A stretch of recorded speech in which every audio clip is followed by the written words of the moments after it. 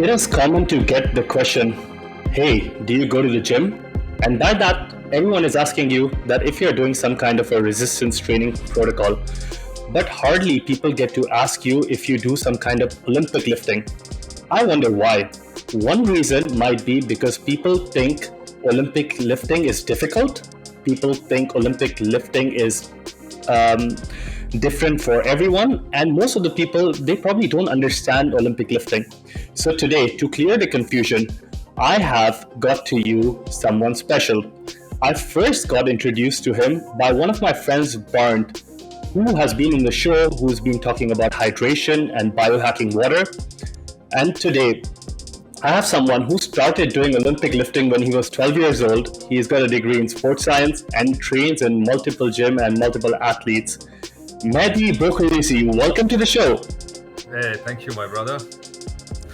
Welcome. Did I say your last name right? Is it Boukhrissi? Yeah, Boukhrissi en Arab, in Arabic. Boukhrissi, okay, perfect. So tell me, Mehdi, the last time I checked, when people, or when kids especially, are 12 years old, they're running around behind each other in the park, they're playing some kind of video game, they're watching TV. Why did you decide to do Olympic lifting at the age of 12? Well, it started because my best friend's father was the president of the club where I trained.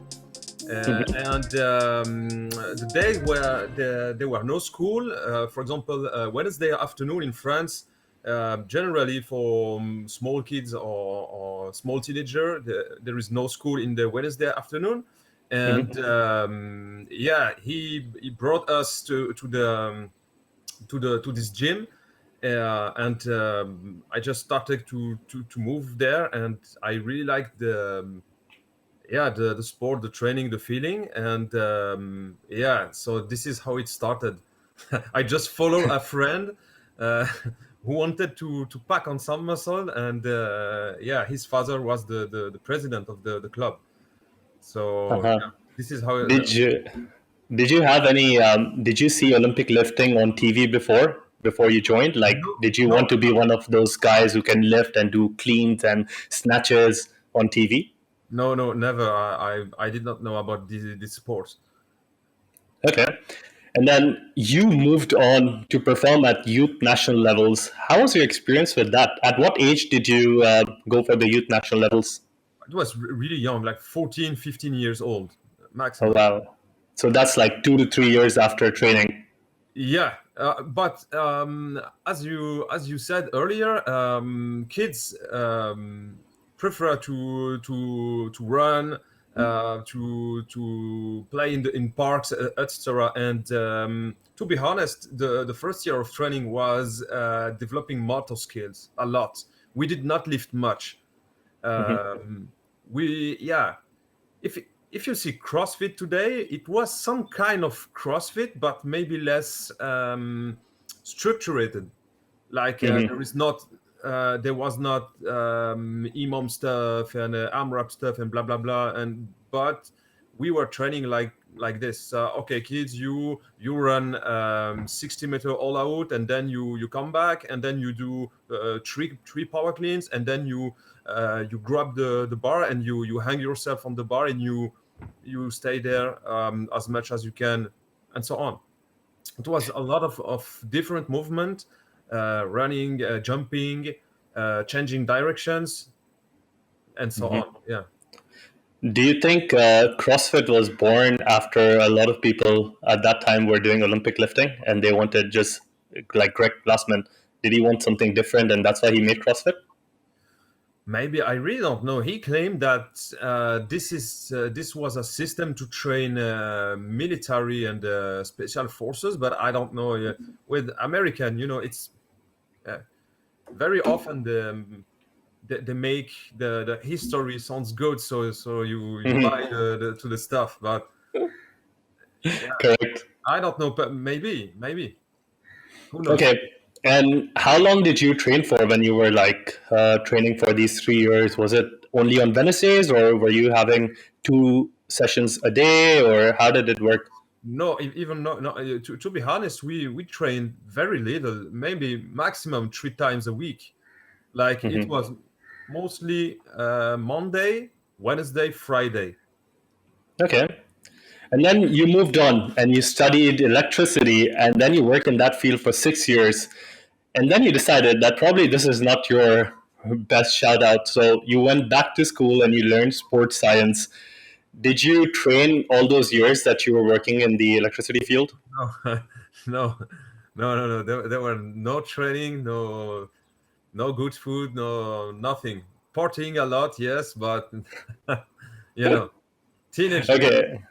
You So, just what want. made you go back to sports science or looking at the science behind all these high level sports?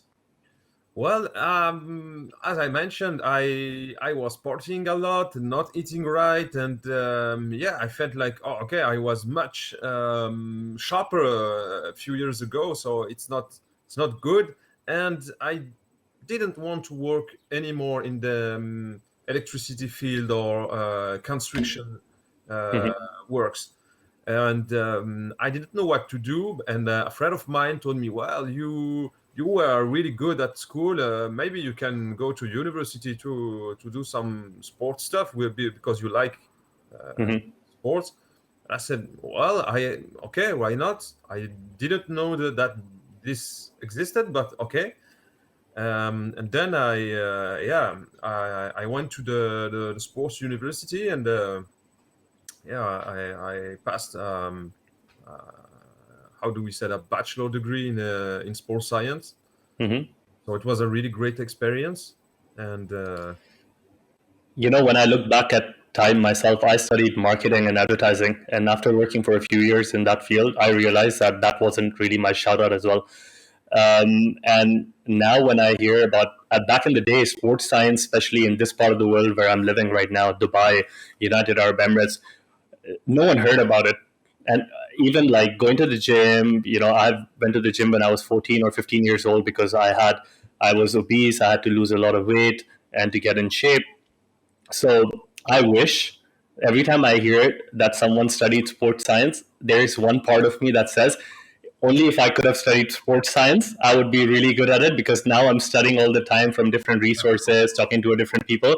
But that is somewhere where my passion lies. And it's so nice that you could actually go back and do it. So good one on you, man. really And interesting. you know, when I've over the years, I have, like I said, I'm 30 now, so I've been training upwards of 15 to 16 years, and I've come across a lot of athletes. I trained with ex UFC fighters like Roger Huerta.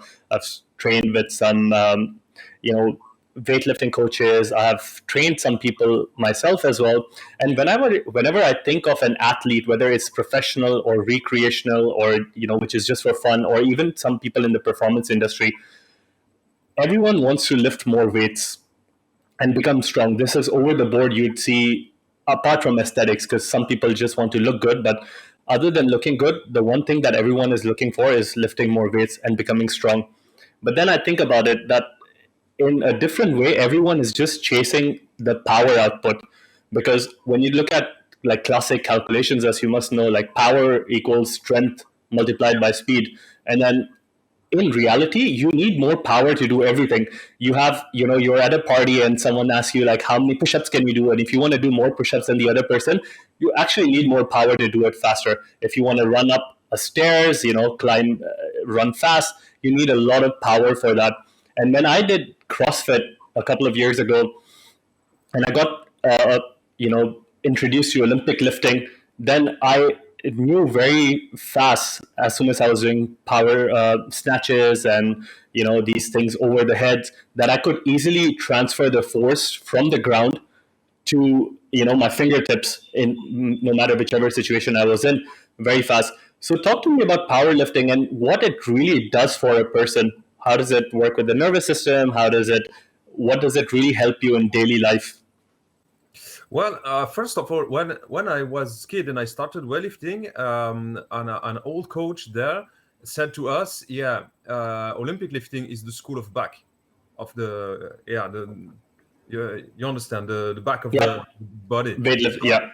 this means it will teach you to prevent your back. Of course, Olympic performances and Olympic performances will not be something healthy. But if you train regularly on weightlifting to improve your health, you will have a better back, a better general health, even bone health in general, because of the pressure you put on it. But most of all, Olympic lifting, because of the speed component of the movement, will help recruit more muscle and will do it quicker. So your nervous system will recruit more muscle faster, and this will help you to mobilize more weight. So even for daily life, it helps a lot to carry stuff. For example, if you are, I don't know, you go to the grocery and you have a really heavy bag, and to carry them easily in your car, or from your car to your home. Yeah. And also, I think a lot of this happens in older adults. When people get old, especially after the age of 30, there's a loss in muscle mass every decade that happens. It's called sarcopenia. Yep. And one of the reasons why old people get themselves injured, or, for lack of a better word, like die or lose their longevity, is because they slip and they break a hip and they're not able to stand properly. So I think if everyone started doing weightlifting, some version of weightlifting, they will just increase their postural muscles so much that chances of falling and probably like a hip replacement will be lesser. Am I correct? Yeah. I 100% believe in this. As you mentioned, the first cause in mortality in elder people is how do we say, the femur, the femur break. So they break the bone of the femur, or the hip. And you can prevent this by first eating enough protein, and second, train on the weight. So of course, and one do not have to use the full Olympic lifts, like the full snatch or so, but even just variation would be great, and there is a variation for everyone. Is it true that most injuries that happen in Olympic lifting would happen when the bar is closer to the ground? So when let's say you're lifting the bar from the ground into a full snatch or a squat snatch, you have more chances of injury when you lift it comparatively from a hang snatch. So is that like a variation, or? I don't know. I don't know about this point. I have never looked at the injury rates. But what I can tell you is that the technique, the process of teaching the technique is far more complicated if you start from the floor. So if you have an athlete, for example, a rugby player, or anyway, you will have better time to teach the technique from hang above the knee. The result will be almost the same, and you will gain a lot of time, because this knee, passing the knee with the bar is really complicated to learn. So starting from the hang has a lot of benefits, especially if you don't want to use the full movement. I wish someone told me this earlier, because when I was transitioning into CrossFit, I did not go through like a formal training. So this is my story. I saw CrossFit picking up in 2014 or 2013, and around 2013. And I would always see these CrossFit games coming up on TV, and everyone was jacked, and they were lifting these complicated lifts. So I told myself, I know how to do a deadlift. I know how to. At that time, I was already going to the gym. I know how to do a deadlift. I know how to, press a weight above my shoulder. I'm probably strong that way. So let me just look at them and copy their style. But I must tell you that this did not work at all, because it took me so long to constantly make mistakes. I didn't get injured a lot, but there were some minor injuries that were going on just because I did not know the form correctly. And today, when anyone talks to me, I also put this emphasis that your one of the most important things that you must look for is just the technique. It doesn't matter if you're just in the gym and you're practicing with the PVC pipe or like an Olympic bar just by itself. You don't have to put so many crazy weights, even if you're strong, because then you have a lot of people coming from bodybuilding, and then they already are huge, and everyone expects the society expects you to lift more weights and throw more weights down, but then you don't know the technique. So a lot of people, I think, start injuring themselves up that way. Yeah. And you said it earlier. Power is strength per acceleration per speed. So when you accelerate the even the empty barbell, you end with a load that can be interesting if you are a beginner or weak. So even it's like kettlebell. If you swing like the 32 kilo bell, this is pretty good. Of course, you can do more, but this will already produce a lot of results, because when you accelerate the bell, the weight is multiplied many times.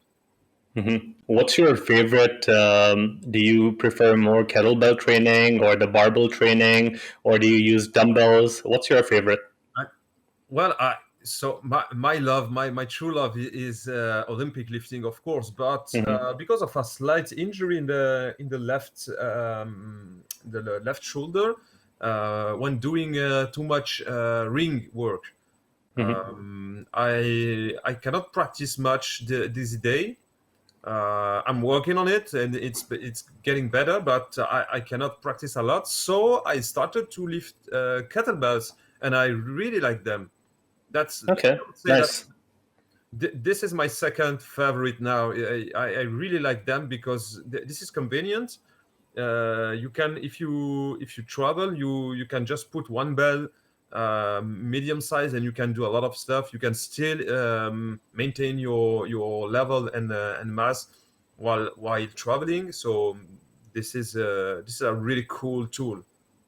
We were speaking offline for anyone in the audience who's not who. Of course, you guys didn't listen to us on offline, but I was telling Mehdi that I also have a kettlebell. I used to have it in my office room, and but now it's downstairs. So every time I walk in and out of the house, it's not that heavy. It's only 20 kgs, but I think it's enough for just activating those muscle fibers, just coordinating power, speed, strength at the same time, and even for endurance, because if you don't have to lift such a heavy kettlebell, even if you have something as like 15 or 20 kgs, but then you do a Tabata set on it, which is, you go on for 20 seconds on, 10 seconds off, multiplied by 4 minutes.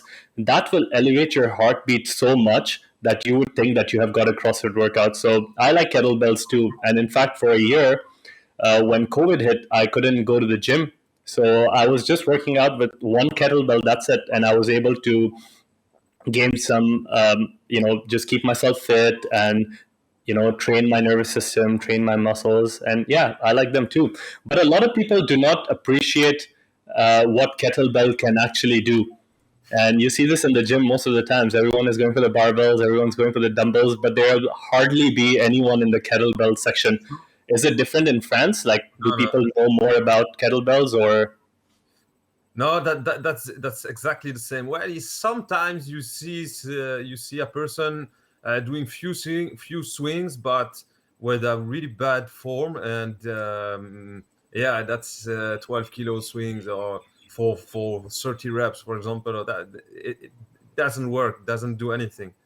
So yeah, and Mhm. to quote Pavel Tsatsouline from in the book Simple and Sinister, he said that only you most of the time you only have few kettlebell choice, so this diminishes the choices you have, and you Mhm. don't overthink your workout. So I maybe can do the chest press, but maybe I do the regular bench press, but maybe the dips, or and you are thinking too much about your training, and at the end you don't do anything.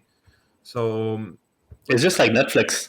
Yeah. You get onto Netflix and then you think that, oh, it's got so many options and it's going to make your life easier, but that doesn't happen. You keep on going next. At least me, I'll go next and the next and the next, and there's a point that you get frustrated because you don't know which one to choose from. But I Yeah. think your point is correct. With kettlebell, you eliminate that.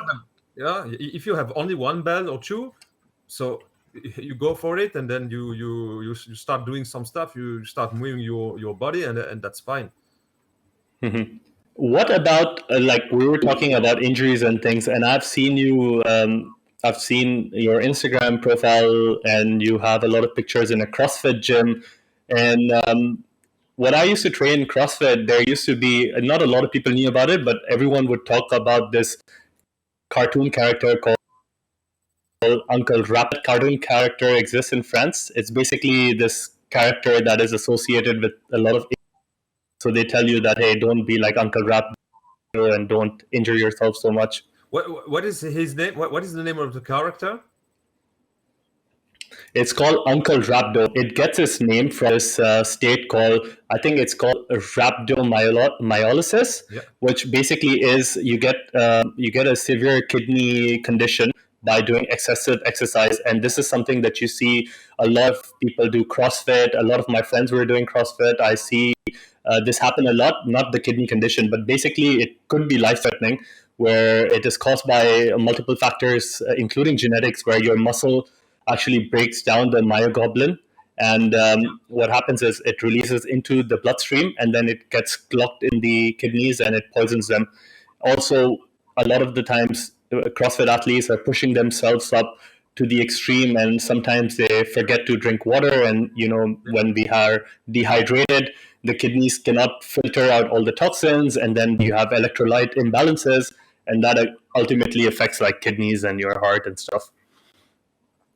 So my question would be, when you train your clients, do you have a certain protocol that you don't push till 100%? Because this is one of the mistakes that I see everyone do, like recreational athletes, including myself. I was training the same at the same extent like some of the CrossFit Games athletes, and I was giving my 100%, maybe 200% every day, and that didn't lead to anything. I realized very late that all these CrossFit athletes, they're not even training to up to 100%. They're probably training 60%, and then they save that energy to really train in the games. You're correct. You're correct. Yeah. First of all, I really like to quote Dr. Schmidtbleicher, who said the maximal strength is the mother of all qualities of strength. So first of all, one athlete wants to become strong first. And this is also the name of a kettlebell company running by Pavel Tsatsouline. And it just the name tells everything. Get strong first. Well, if you're stronger, then with lesser weights, you will be able to do more volume, more output, more everything. So the first to condition an athlete, the first point would be make him or her stronger, and then from time to time, when when everything is in check, nutrition is good, sleep is good, everything. Well, and if the athlete is engaged in a sports where he or she need some conditioning, then you add some conditioning protocols, but I would not do too much lactic stuff because it takes a lot of time to recover from it, and it's a threat for the body. So yeah, from time to time this is good, and it will accelerate fat burning. It will even regarding mitochondria health. It will select better mitochondria and yeah, but doing it too much too early, especially if you are weak or not strong enough, this will impair your results. and probably hurt your physiology. So to answer the question, I don't do much that kind of work with my clients, excepted when they want, for example, if there is something like marriage or a wedding or vacation, and someone asks for, oh, okay, maybe for 2 to 3 weeks I want to accelerate fat loss. So okay, so I can put them in a short period of time with maybe two a week intense lactic workout, and they will lose the fat fast, but then they have to get back, to step back. So no, I don't use this a lot. Well, I really like your strategy. You're strategically planning on basis of like a demand of, a situation, whether it be vacation or marriage or something. Because obviously there are times where we want to go to the beach and there's summers and you want to show some like six packs or whatever, or you just want a flat stomach. And for those times, it is accepted. But you also mentioned that that would be like 2 times per week. And this is very important because a lot of people who are listening to this are also like pushing it a lot in the gym. And guys, if you're pushing it a lot, make sure that you take time to back off, because it is very easy to go into the overtraining game. And once you're overtraining, your nervous system is jacked up, your hormones. Like, I remember there was a time that I couldn't sleep at night. I would hear my ear ringing in the middle of the night. I probably had electrolyte imbalances, but I was making it to the scoreboard every day. So, that was making me happy. I was like, yeah, it was just a little bit fueled by the ego as well. I was like, I was better than you guys. So, but at the end of the day, my attention span went low. My memory, I had like brain fog. I couldn't focus. I was, not very good around my friends and family, because that adrenaline and that norepinephrine release that was constantly going on, and my body did not know how to move from a, let's say, an active sympathetic nervous system to a more relaxed parasympathetic nervous system. So this is why I wanted to share all this information and get you on the show, because I see a lot of guys pushing it. I've done it in the past, but and there is if it's just regarding body composition, there is a big misconception.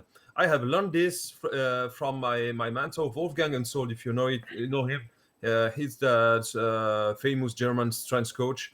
And in one seminar, he made the point that if you look at sprinters, top level sprinter, they are. we had a bit of a technical loss there, I think, but now we are back. Okay. Okay, so let's continue. Yeah, I can hear you. So you were saying that high level, you were talking about the seminar, and I think that is the point that it got cut. Yeah, and you talked about sprints earlier when we were chatting.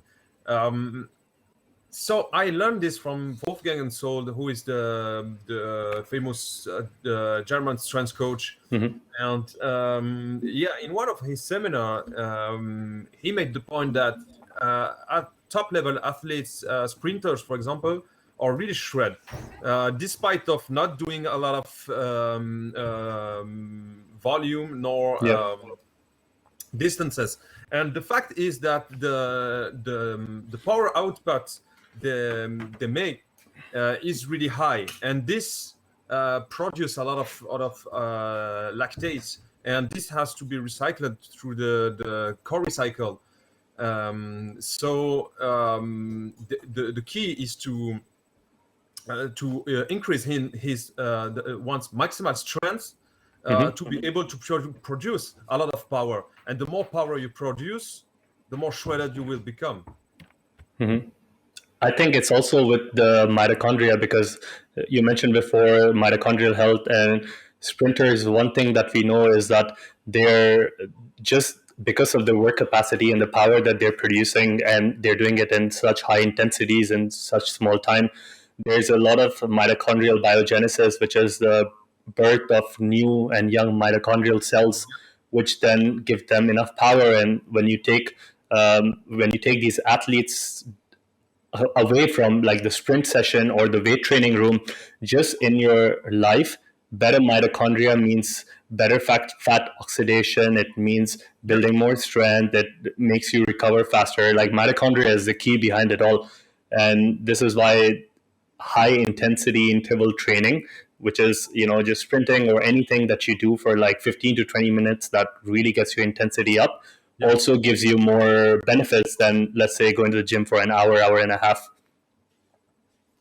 true. That's But true. let's talk about one of the other important aspects in all types of weight training, and this has been getting a lot of attention recently, which maybe back in the day when you and me started, it wasn't as big. It is called mobility. So, do you think mobility is important, and what do you think about mobility? I wanted to get your take on it. Yeah, so mobility is a continuum, if you like. You have in one side of the continuum you have mobility, and in the other side you have pure strength and rigidity. So, for example, if you are a power lifter, you probably want to be more in the rigidity side, a bit more. It doesn't mean you don't need any mobility, but you want to be stiff to be able to move those load in those specific ranges. Mm-hmm. If you want to be a gymnast, so you have to be almost in the middle. So you have to be super mobile, but also strong and stiff. So yeah, it depends, but neither of the extreme are good.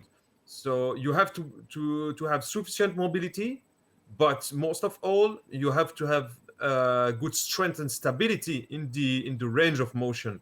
So if you're able to have um, let's for example a overhead squat, but you're not stable under, so you're too maybe too mobile and you want to work a little bit more on your stability. Hmm. I never thought about it this way.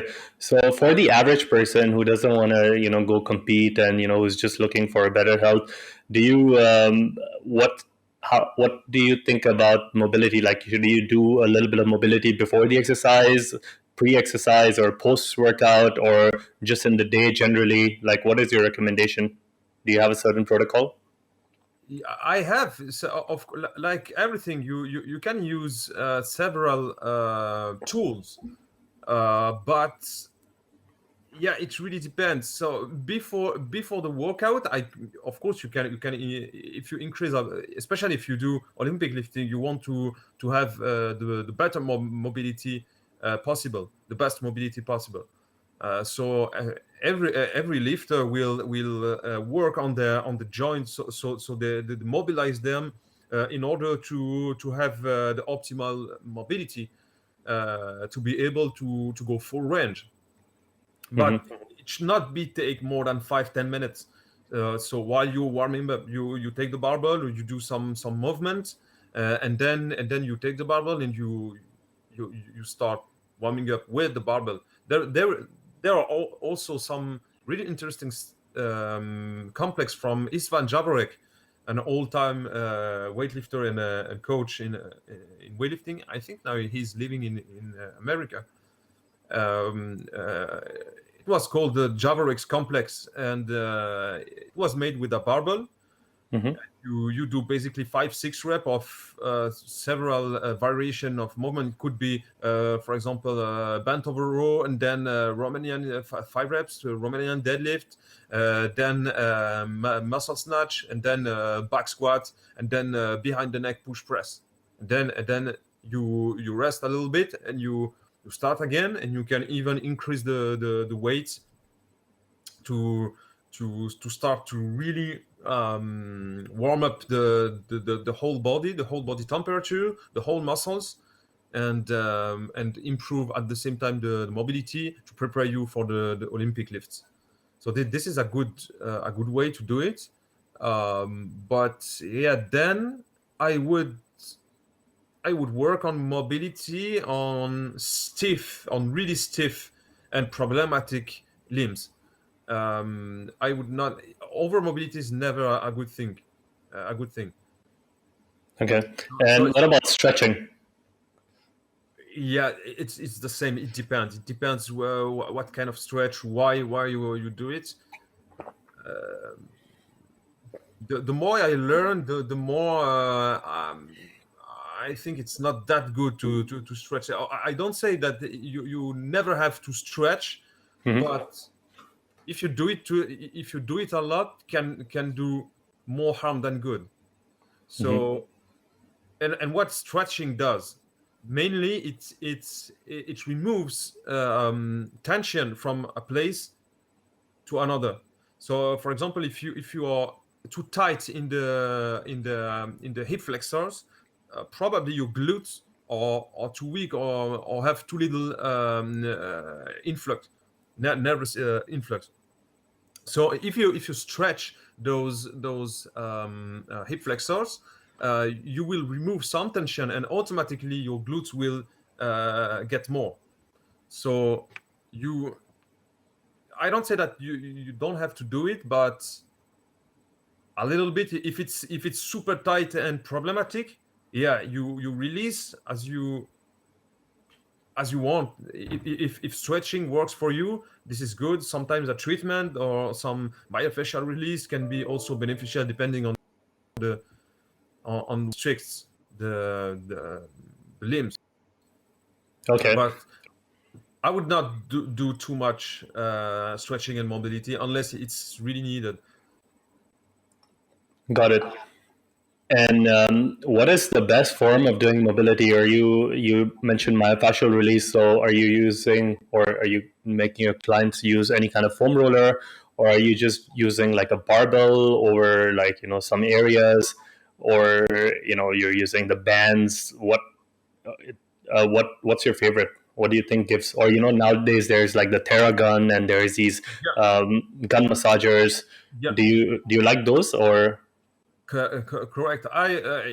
In fact, I use all of them, Okay, depending on the need. Also, gua sha tool, or fat tool, if you know. It's I haven't heard of that. never heard. Okay, it's like a knife from made of some, I would say, some rock. It's a kind of rock. Okay, it's patented, I think. And what you do basically, you just go to the skin, and you make a friction at high speed, which makes the fascia vibrate and liberate all the adhesion and stuff like this. And this is Interesting. far less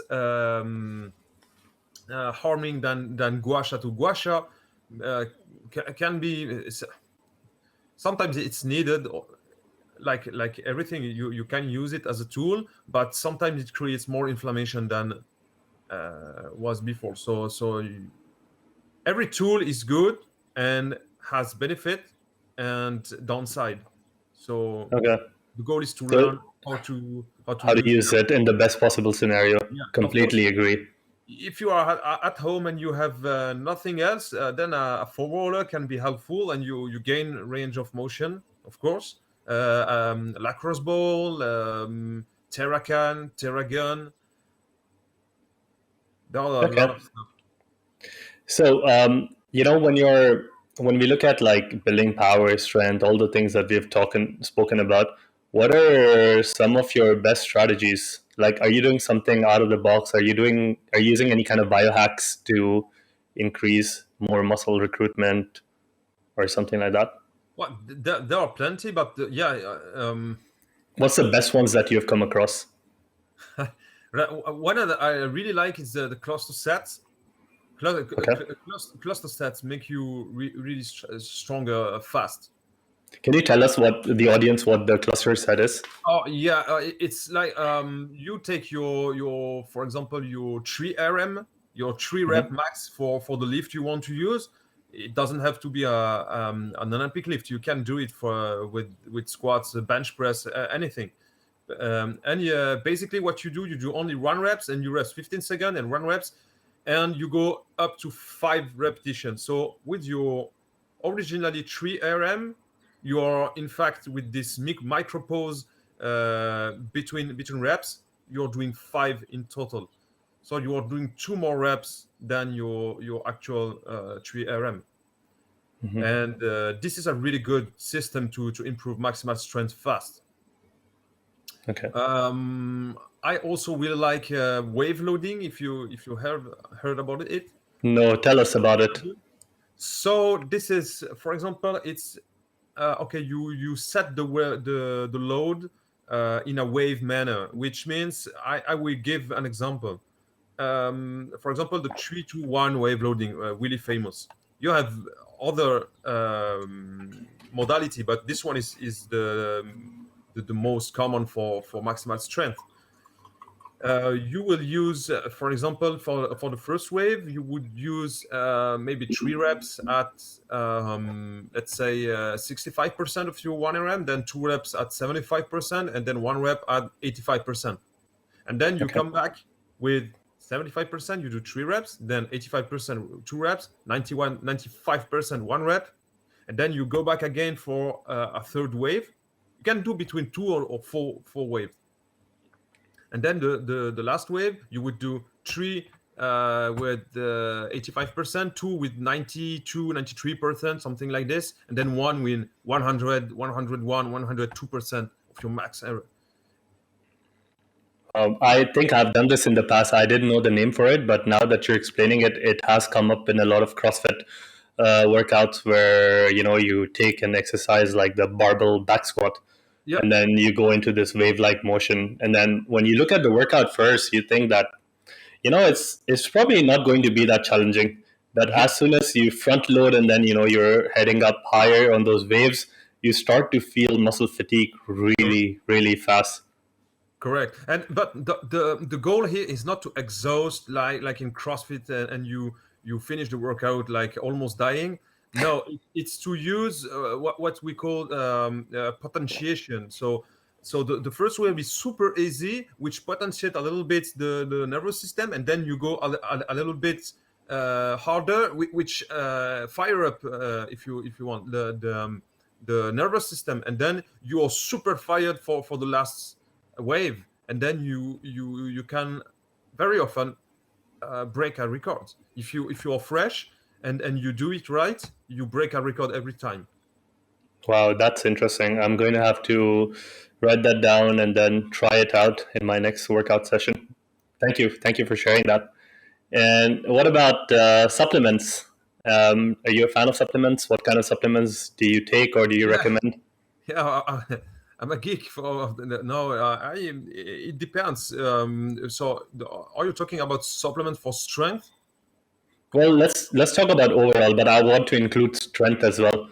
Like, what are your supplements for recovery? What are you doing? Are you taking like things like beta alanine? Are you using any kind of blood flow vasodilators like L-citrulline or arginine? Or just tell me what you use and what you think works the best. Yeah. Okay. So I think the basics should be covered. So first of all, the person should not be deficient in all basic vitamins, B, all the Bs, C, E vitamins, and so on. Then, but if you eat really really good, and stuff like liver often, and you might not be that deficient, and you maybe want just to supplement few of them, but one of them would be ADK, K2. So the D3 and K2, especially in winter, maybe not that much in your area because We always have summers and sunshine. yeah, it's almost all the year. I think you can get Yeah. adequate level of vitamin D, but for us in Europe or some other part of the world, vitamin D and D3 and K2 should be supplemented. That is really important. A lot of people don't really know what K2 does, because K2 is one of the, I think it was named the Magic X or the X supplement or something like that. And this was coming back from all the studies that they've been doing all around the world when it comes to oral health. And they were looking at all these population sizes where people's teeth weren't falling. And then they got to know that K2 is this synergistically works really well with things like vitamin D, and in nature you'll find it a lot. So if you have like grass-fed meat, you have grass-fed butter, You have all these things which already has very high levels of K2. But nowadays, I see a lot of supplements that are combining the three that work together. Like you said, vitamin A, vitamin D, and vitamin K2. Yeah. What's next? Yeah, so this would be the basics just for the body to function regularly, and then magnesium to improve recovery, nervous system calming down, and so on. And it's over 300 enzymatic reaction in the body. So this is super important. There are like 5 or 7 different kinds of magnesium, right? There's magnesium threonate, there's glycinate, there's orotate, there's citrate, everything with 8, and then there's one thing which is different. So what kind of magnesium do you take, or what delivery mechanism do you take? Do you take it in pills form? Do you have transdermal delivery of magnesium, or liposomal? What's your favorite, or what do you take? I really like for myself. I use different kind of magnesium because they don't use all the same transporters.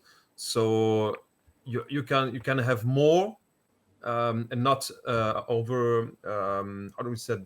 So you won't waste some.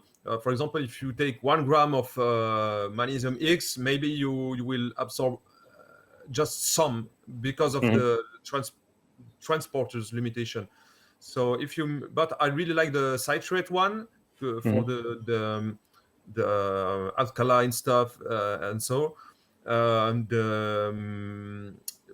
it can be, for some people, it can be a little bit laxative, but it depends. But one of my favorite is the glycinate one because it's super smooth on the digestive system, no diarrhea, no problem, and it really calms down the nervous system because of the glycine amino acid bound to it. It is really highly absorbable. So That's the one that I take. I take towards the evening magnesium glycinate, and towards the day, if I have to put on any magnesium, it'll either be through combining some trace liquid minerals, which already is rich in magnesium, and if not, I would take the magnesium citrate. So I like that we have similar thinking with that. And I also think that a lot of the times magnesium gets depleted in response to stress. Now, this is not only the stress that, of course, if you're weightlifting and you're doing some kind of Olympic lifting or CrossFit, you have higher needs of magnesium because you're just using that sympathetic nervous system so much.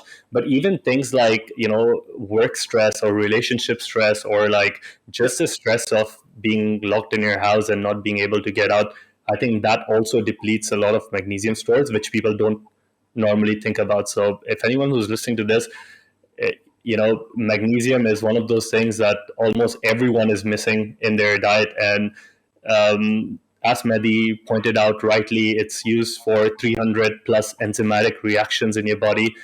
So you don't have to be a weightlifter to use it. I mean, if you're having a good diet, you will get some, but it won't cover your magnesium needs. So in times of stress, make sure you use your magnesium. Thank you for sharing that. And also just for the muscular contraction, this is why some people get cramps because when you contract a muscle, so the sodium goes in the cell, and this changes the electricity, and so the calcium touches the muscle fiber, and then it excites and it contracts, and to decontract, the magnesium has to touch the bone, and then it decontracts. So every time you contract a muscle, you need magnesium to decontract it. What about potassium? Does potassium play a role in this complex?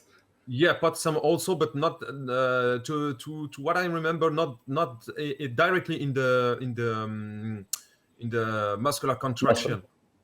Okay, yeah, the calcium is the biggest one, I think. Yeah, calcium excites and makes the fiber contract, and then magnesium comes on top and decontracts. Mm-hmm. This is probably one of the reasons why, if you're also, this is a side topic, but if you're going on a lot of airplanes, and if you're in places with a lot of geopathic stress or electromagnetic radiation, one of the things that happens is, like when you do your muscle contraction, calcium influxes into something called as voltage gated calcium channels in the cells, and it excites the cells. Most of the times it excites neurons, and then they start dying. And one of the tricks to reduce that, and even to reduce things like inflammation pathways like NF kappa B, is to take more magnesium. So I would also recommend people, like, if you're traveling, one of the ways, or you're on a jet, or you're next to Wi-Fi routers, or like big signal, like big of these TV towers and things like that, then increasing your magnesium will help close those voltage gated calcium channels, and then the calcium doesn't get into the cell and excites it too much. Also, aspirin works very well for radiation and for those who travel a lot in. That's interesting. I've never heard of that. Aspirin. Wow. Aspirin, yeah. You can check if you like, if you know Dr. Raman Pete, you can check. I can check him out. Yeah, I know he's that super interesting. Yeah. There have been some protocols of, like, when it comes to heart health, and like when you want to excite, I mean, you want to increase your body's response in a sauna, some people microdose on aspirin, Yeah. along with other things. So interesting. This is something that I didn't know about. I will check it out for sure.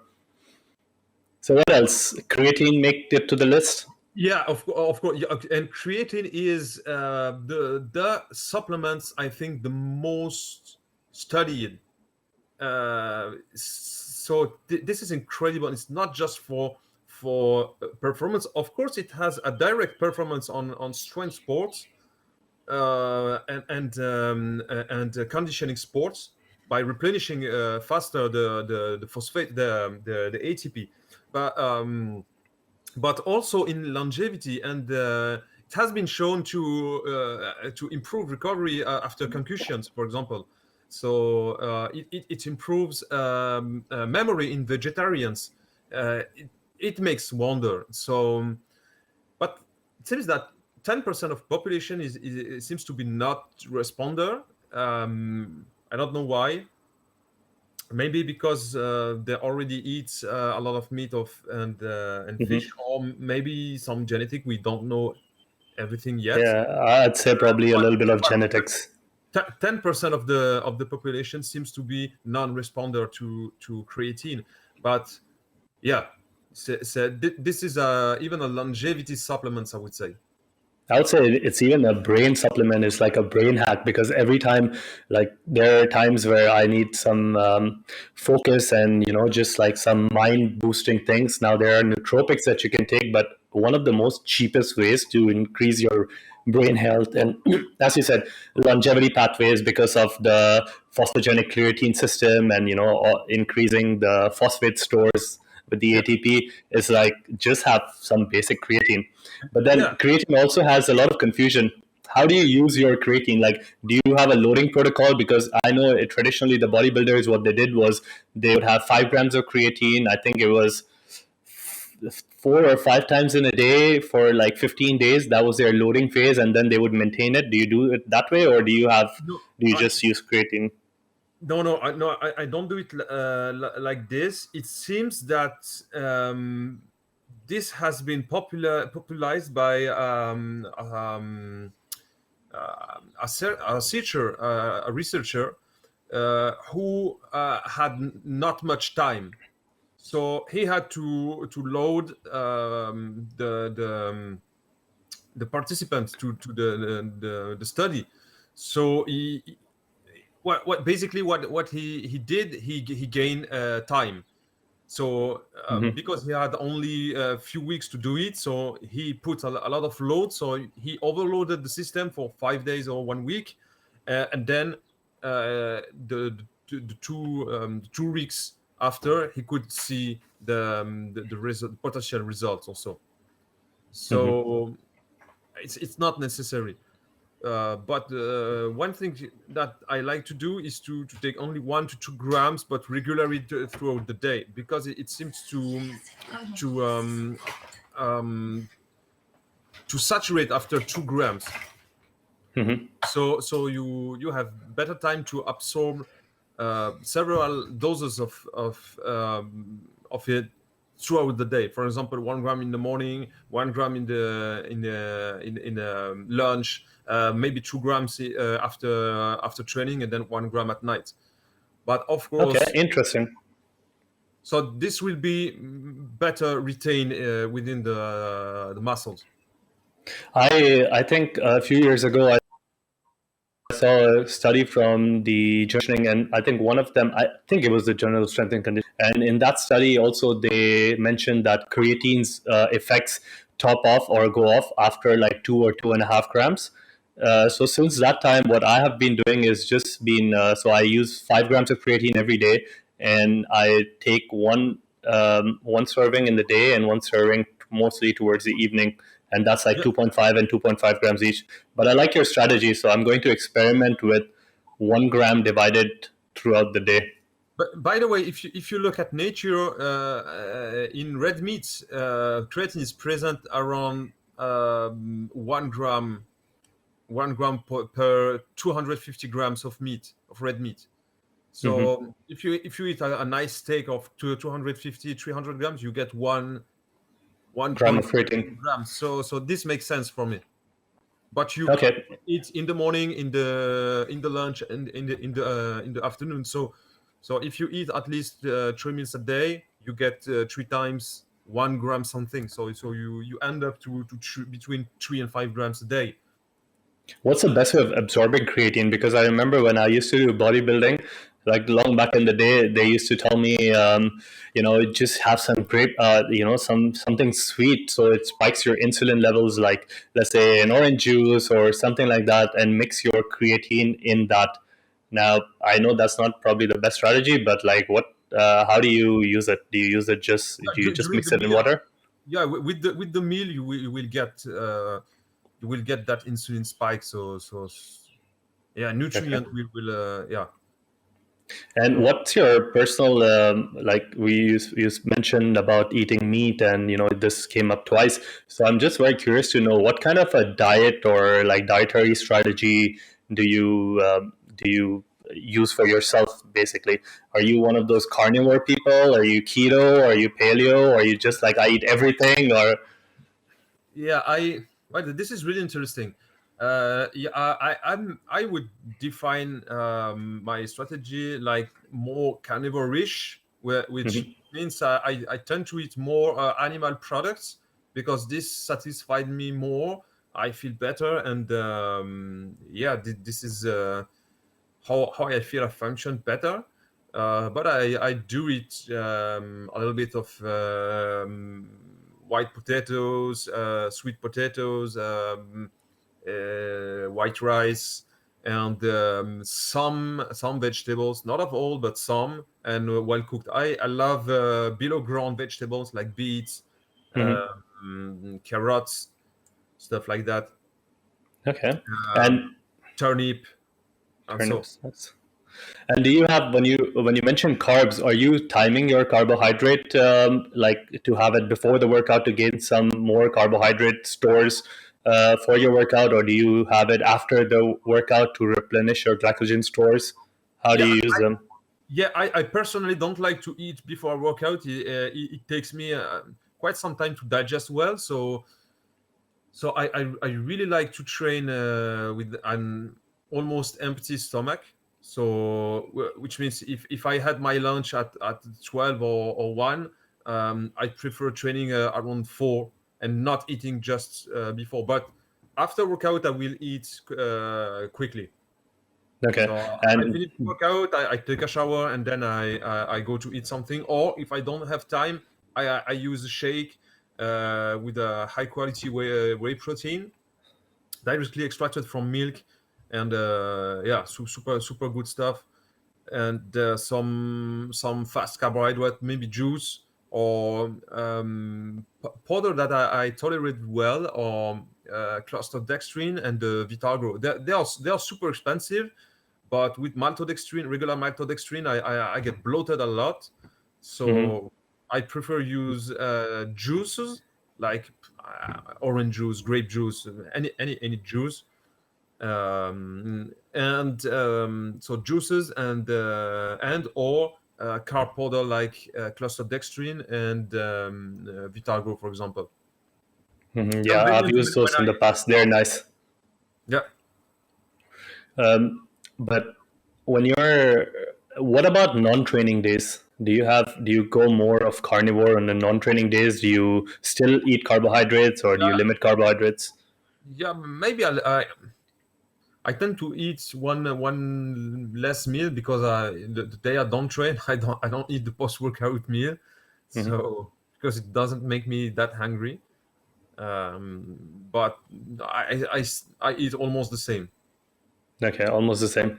Amazing. We're almost come to the end of this podcast, and Mehdi, like really, man, thank you so much for sharing all your knowledge and wisdom. It's such an interesting conversation. You're a great person to talk to.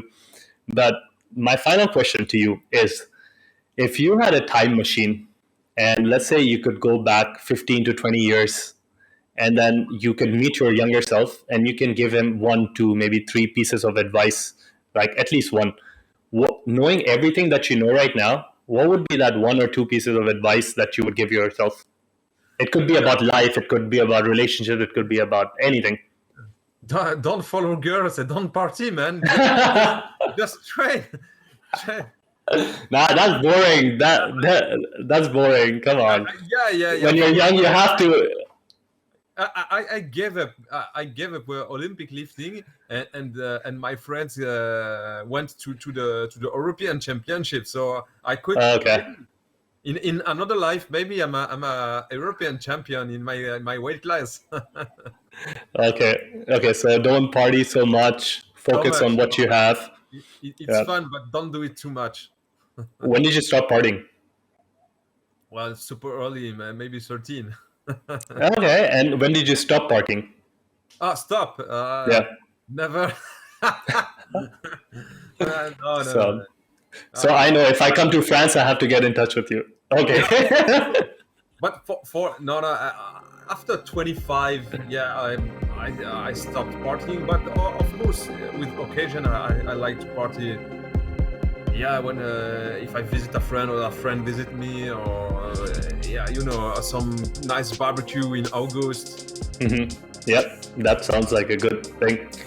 Perfect. So again, thank you for all the work that you've been doing. I'm so grateful. Barnes, you're online and you're listening. Grateful to you to introduce Mehdi, and thank you, Mehdi, for coming on the podcast. Your stuff is great. I learned a lot of things from you.